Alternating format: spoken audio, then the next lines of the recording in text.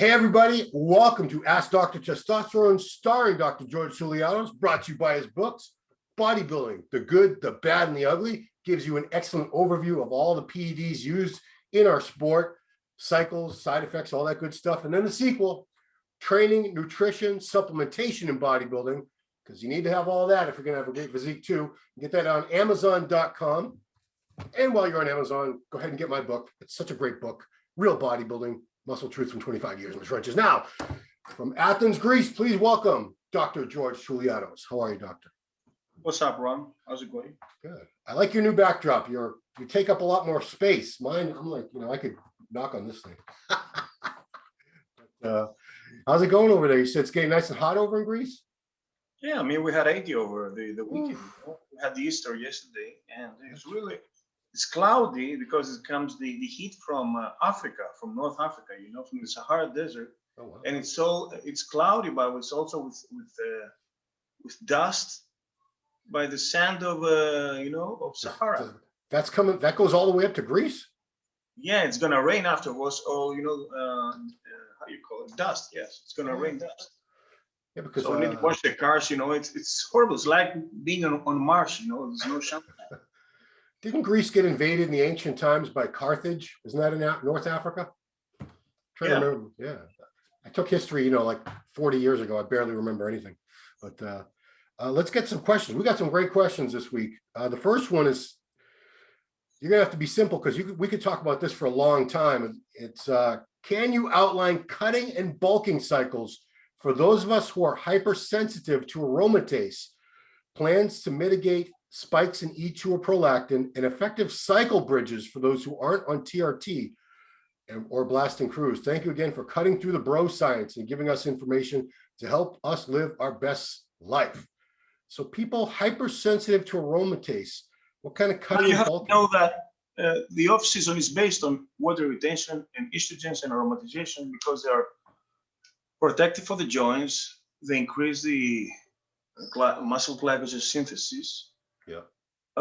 They improve the affinity of the androgenic receptors to the steroids, They make you feel better, of course, more jacked. So you need estrogens during the off-season. There's no reason to crash on estrogens during the off-season. You need this bulking effect because off-season and bulking is based on water retention. Otherwise, mind that all the off-season drugs are the aromatizing ones and the ones that make you look bulkier, So muscle growth is based also in water retention because muscle is 70% water. Cell is 90% of water, Creatine also works through water retention. So why the heck not want the estrogen retention? I guess if somebody's really sensitive to aromatase, that's okay. Remove your glands, Yeah, they do. Yeah. So you have to then you don't care about prolactin or estradiol if you remove your glands.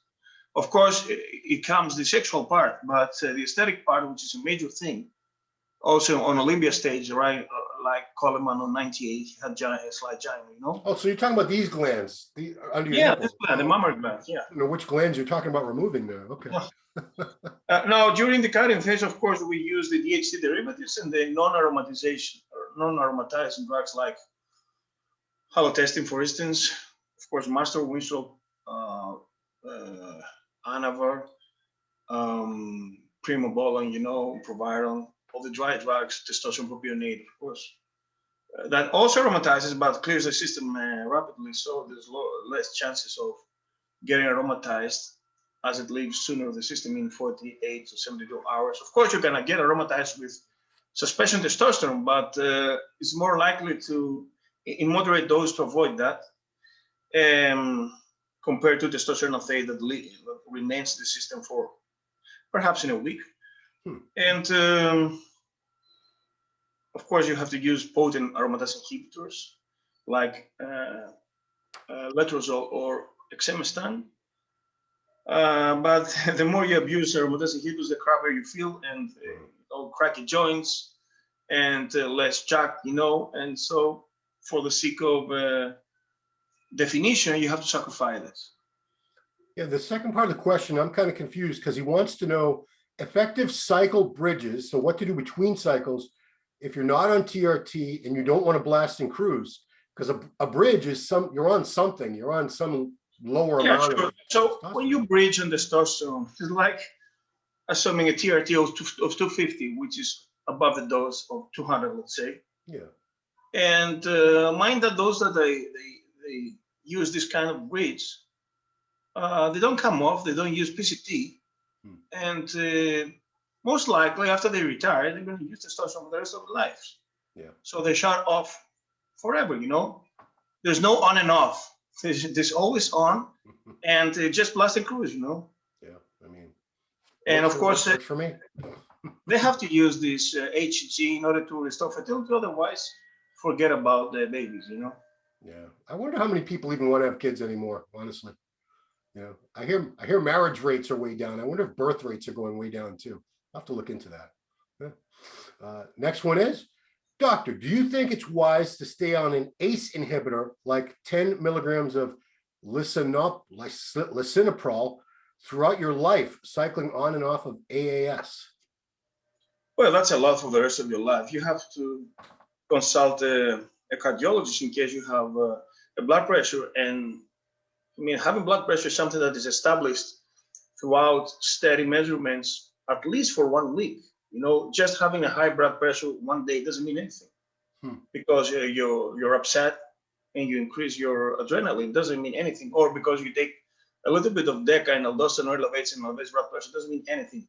Under normal conditions, if this remains over a week, every day you measure your blood pressure and it's elevated, then you should consider taking antihypertensive medication. So for the rest of your life, I assume this guy is gonna blast and cruise for life. So in such case, but always consult a cardiologist. Don't take it on yourself. Don't ask me because I'm not a cardiologist, okay? Yeah. So under those circumstances, you should consider it, because these drugs also have side effects. You may become hypotensive if there's no really blood pressure environment, hypertension environment. Yeah. How many patients have you seen? Is it very, very common for just, regular steroid users to constantly have high blood pressure? Yes, it's slightly elevated. So as you use trend, high testosterone doses, Deca, okay, dianabol, the water retention, yes. It increases up to 15, let's say, in 9, 15 diastolic and 9, 15 systolic and 9 diastolic, instead of 12 to 8, So it's a little slightly elevated. This could be reversible, but you have to get off to take off all this water intention, to drop a little bit of weight, increase your cardio. Cardio lowers blood pressure, actually. Yeah. And weightlifting increases blood pressure in the long term. Yeah. Makes the vessels more rigid.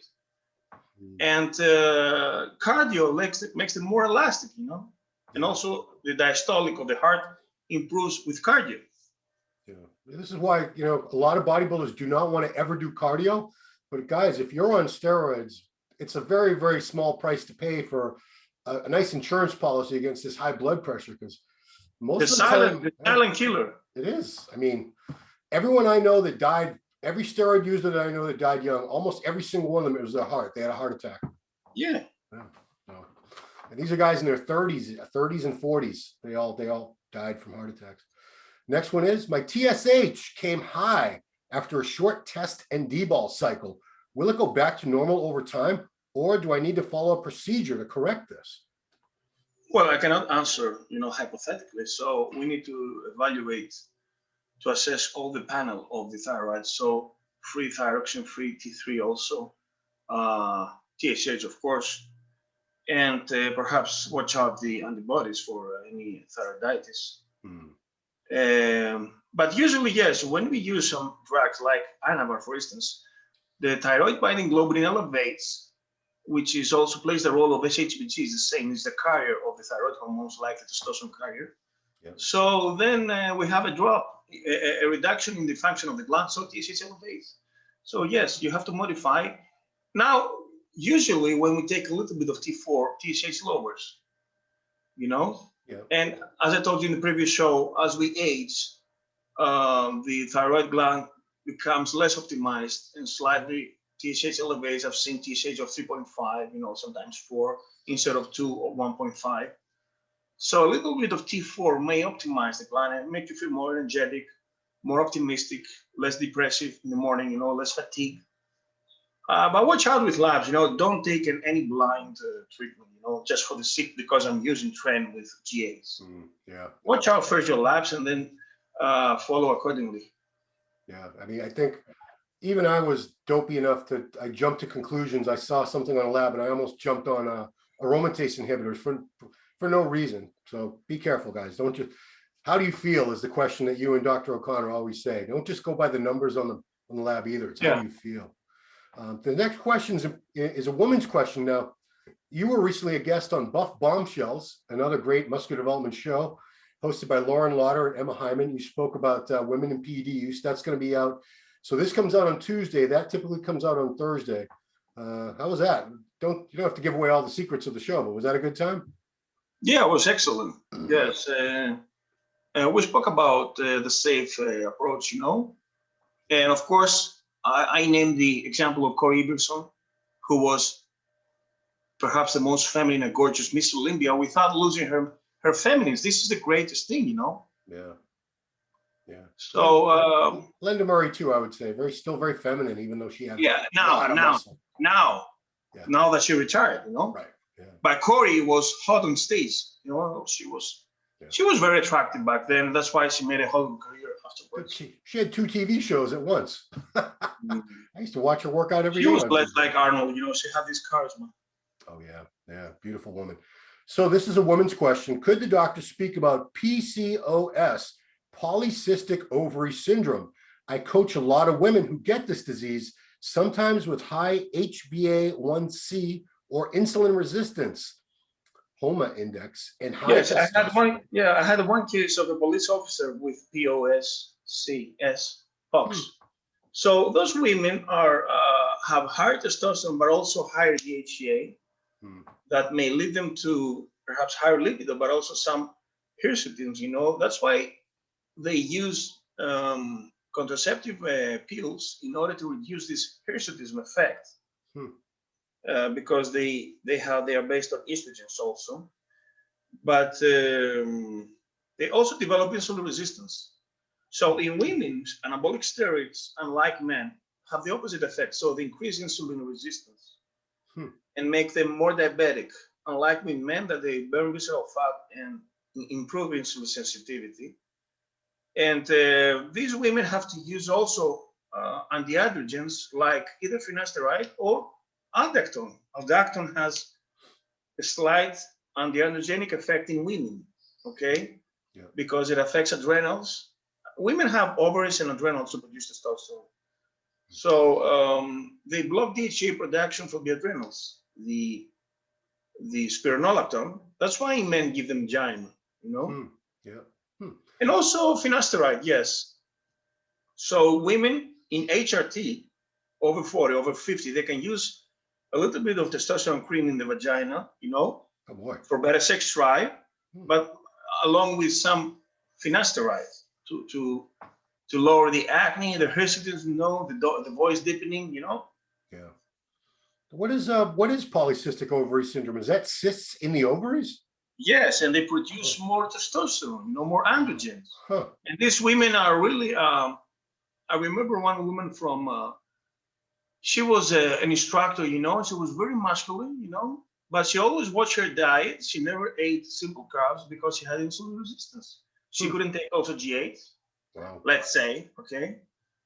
And she was struggling with the low carb diet because she couldn't eat more carbs because she had established insulin resistance. That's why they use metformin, berberine, chromium to improve their insulin sensitivity.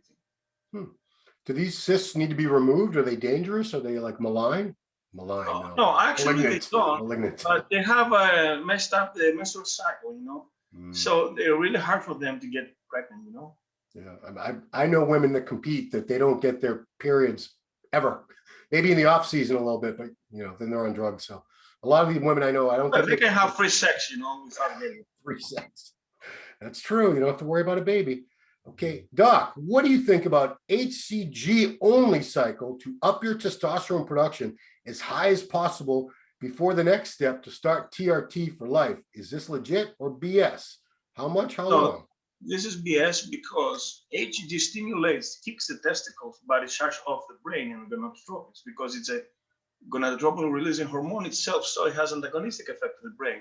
That's why we need to stimulate the balls and the brain with serums afterwards. So if you continuously use HCG, you're gonna get blown out of estrogens, out of the aromatization that comes in the intratesticular testosterone. And in the labs, you're gonna have some elevated testosterone with a shut off LAs. It's crazy. It's like you are on a cycle. That's why you first kick the HCG and afterwards you kick the serums and you open up LAs with the serums. Why do you think so many guys, we get these questions pretty often. Why do you think so many guys want to use HCG for like TRT purposes? Why not just use a little test? Because it restores your fertility and also your cum volume, you know? That's true. Well, I don't care about fertility, but sure, I'd like to blast out, a gallon. Next one, pregnenolone. Is pregnenolone a good thing for bodybuilders to use? On paper, it sounds good, but what does it actually do? Not in bodybuilders. I would say for HRT, it's a beneficial hormone, calms down the nervous system, matures the sperm. It's a neurosteroid.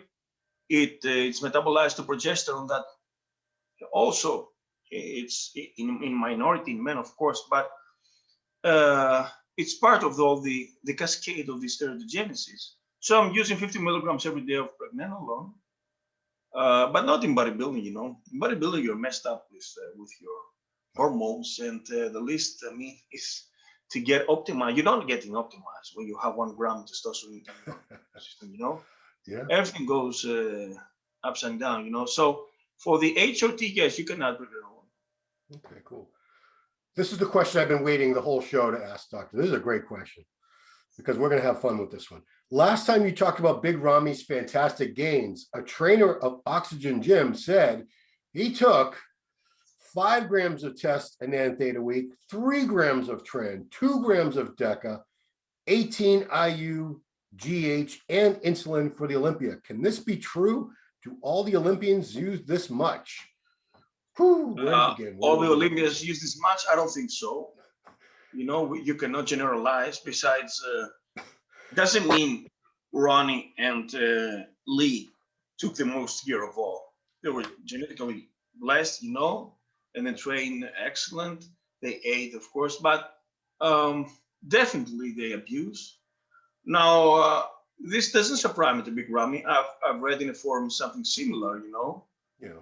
And besides, if you ask the nationals, guys, what they do to win their class and after the overall, they don't go below one gram of test, Right. and perhaps another gram of steroids. So 2 grams is something to become a national champion. Of course, we don't have the genetics of Sarchev or Gaspari to use 750 as he allegedly said. Right.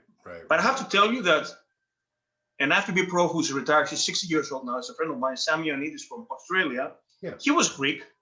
He told me something about an Olympia competitor, top 3, and also Arnold Classic, top 3, that used 4 grams of sustanon every week back then. Wow.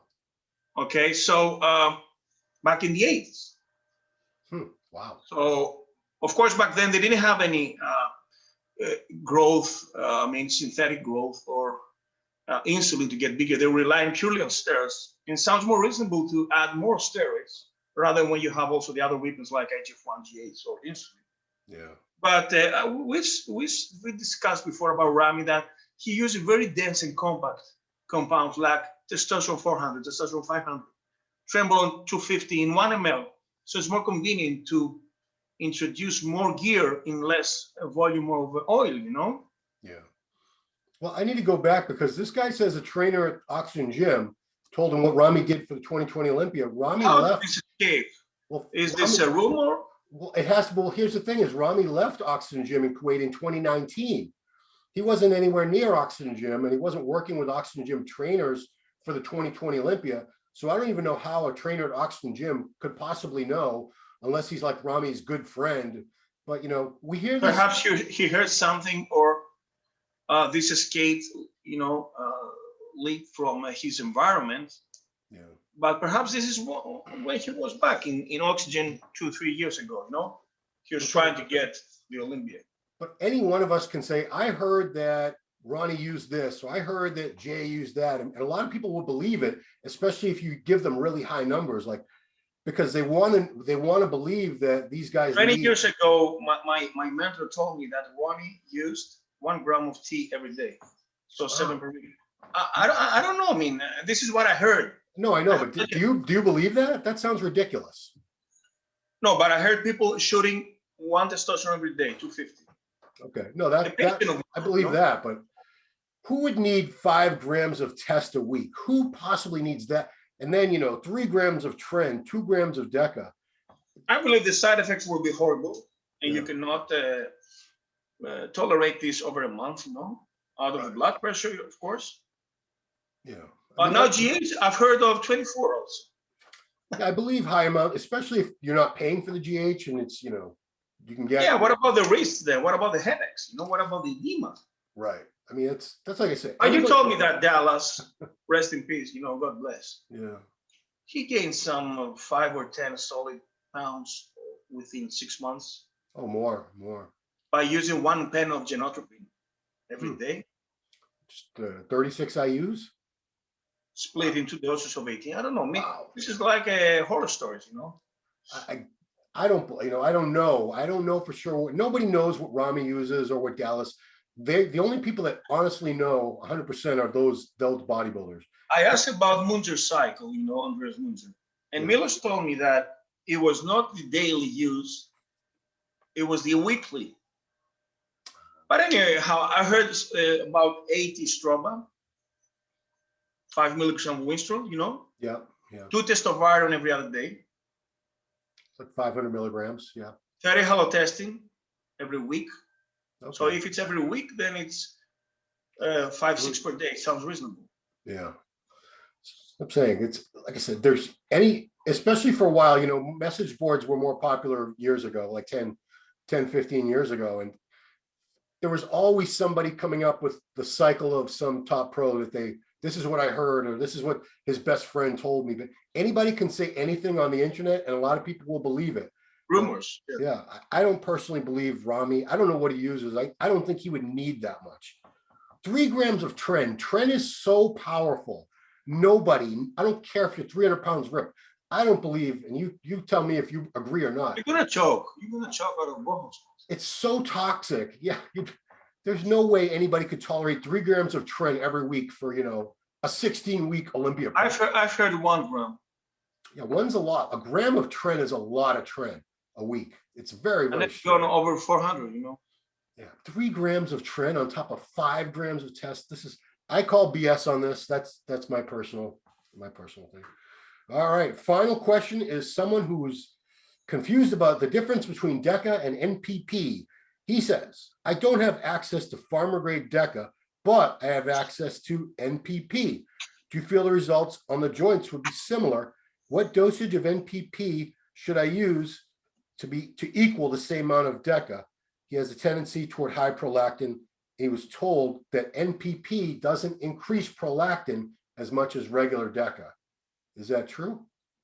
Yeah, I think Deca, natural Deca remains in the system more, NPP clears the system. So perhaps you can assume that the aldosterone retention and perhaps the progestational effect will be more aggressive.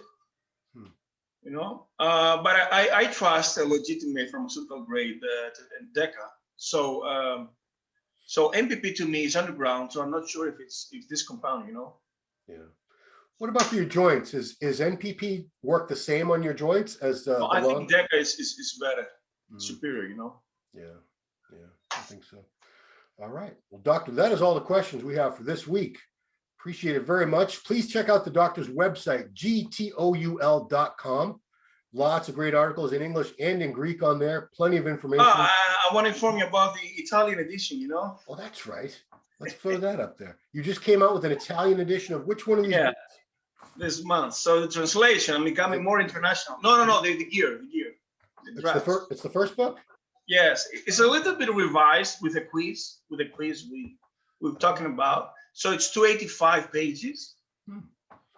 Yeah, and it's gonna be sold at 35 euros, so approximately 40 bucks. It's not cheap, you know.